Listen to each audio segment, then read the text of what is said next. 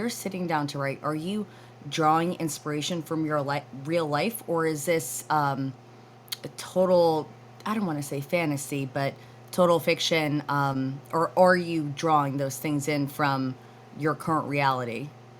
There are some things like elements that, like the character of the name Michael Darcy, that is the character in After, is after a cousin, and I always thought, God, that's a great name for a character, and it had always been rattling around in my head. And when I sat down and started to write the script for After, I said, I'm going to use Mike's name in there, and then Annie Darcy, the daughter played by Beth Metcalf, is his mother, my aunt Annie's real name. So those characters were named to honor them, but the actual story, the story of a the film takes place in the about an hour after the funeral of Michael's son and Annie's brother, who was killed, who was a police officer who was killed in the line of duty. And what I try to do typically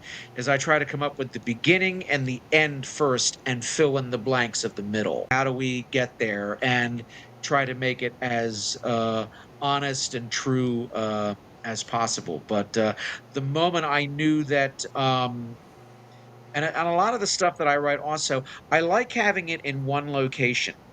In the case of After, it took place in the living room. I like the confinement of the single space. The fact that, the father is there and he wants to be alone to kind of and the daughter's not going to let him. And the tension that comes from that.